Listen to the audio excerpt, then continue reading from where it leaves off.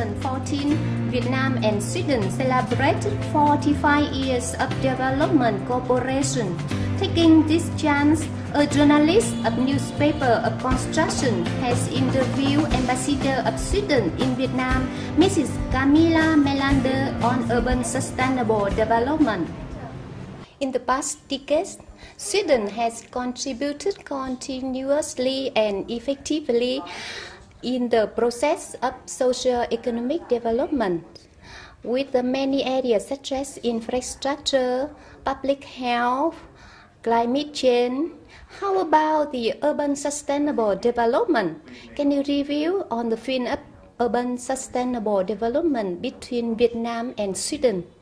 Development, we have a cooperation between cities, and we have cooperation between Borås city and Da Nang, for example, a very successful concept where they look at specific solutions on water treatment and sewage treatment, and also turning waste into biogas. There is also a project between An Giang and Piteå on energy efficiency. In An Giang you have a lot of rice husk, and this can be transformed into biomass that can be burnt, and then you get energy. And then also Linköping and Tanien have a very interesting cooperation on sustainability.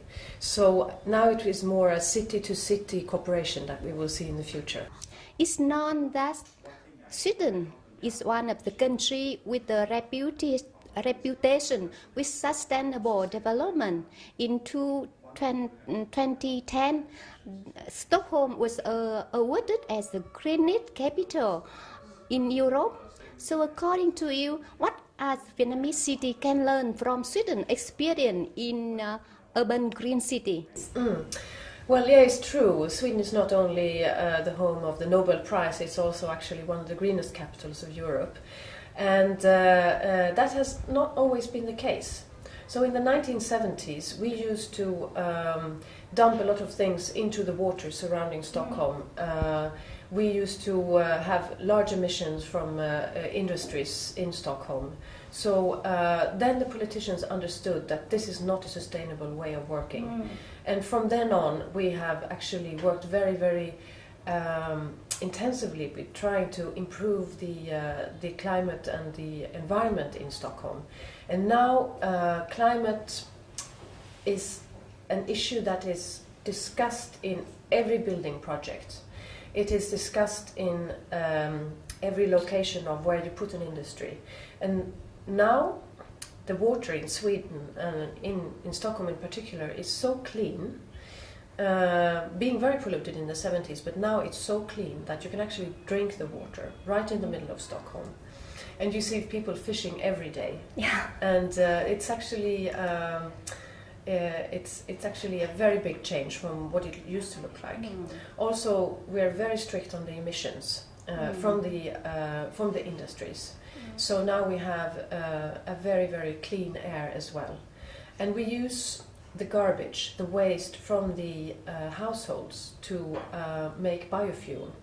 So for example, in Hammarby Sjöstad, which is a very, very green city in Stockholm, the part of Stockholm which has been constructed to be a green city, all the household waste, 100% of it is transformed into biofuel and energy. And there's also a very smart system of treating the sewage water into becoming clean water again. We're also looking at energy efficient solutions. So I can say that I think there are some experiences where we can share with Vietnam. Things can be made different. It takes time, but there are very smart solutions, and I think Sweden has a number of very smart solutions that we'd be very happy to share actually with Vietnam. That would be the Hammarby Sjöstad model. We have a lot of visitors coming from all over the world to look at this, how everything is being recycled. Also, every household in Sweden usually has 4 garbage bins. And then we bring these things to big containers. So the paper is being recycled, the metal is being recycled and the glass is being recycled. That saves a lot of energy. And the household waste is being turned into energy. So it's a win-win situation where you turn something that you don't want to have into something that is beneficial. What is your opinion about the potential cooperation on sustainable urban development between Vietnam and Sweden? I think it can. Now it will be Swedish companies coming here with smart solutions when it comes to green technology, selling them to Vietnamese partners. I think now we have this equal partnership where you will find a number of Vietnamese counterparts interested in green solutions, and also Vietnam has this green growth strategy and wants to become greener by 2020. And I think that we have a lot of things to offer there. And let me also mention that we will bring a lot of innovative solutions to Vietnam in November. We will host an exhibition called Innovative Sweden, and there we will bring a number of green growth and green solution companies to Vietnam. So I think in this way we'll be contributing to It's known that in the past 20 years, Sweden supported a lot for the training human resources on journalists in Sweden. So how about in the future? Sweden still continue support this kind of training? And as our newspaper of construction, do we have any chance to get this support and cooperation? Thank you for asking about that. That's something we're very, very proud of, being able to contribute for 20 years with bringing Swedish journalists to Vietnam, or bringing Vietnamese journalists to Sweden to train journalists. We actually usually say that half of the journalists today active in Vietnam have, in one way or the other, been trained by Sweden. And we think this has been very, very successful.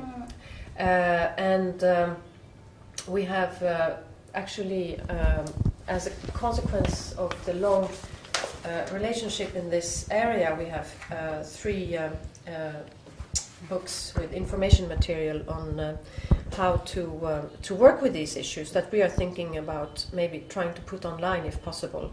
What we're doing now, since the development cooperation has been phased out, is that we are looking at the possibility of sending smaller groups of journalists on specific topics to Sweden. So we cooperate with the Swedish Institute and the Ministry for Foreign Affairs, and we have sent groups to Sweden on innovation, on transparency, public management, but there can also be maybe a scope of opportunity to send a group on environmental issues in the future. So now we work on a smaller scale, but we still try to maintain our good contacts with the media in Vietnam, and we try to tailor-make smaller groups going to Sweden to still be able to benefit from this cooperation that we've had for such a long time. So that I can convey to the Thank you so much for your time.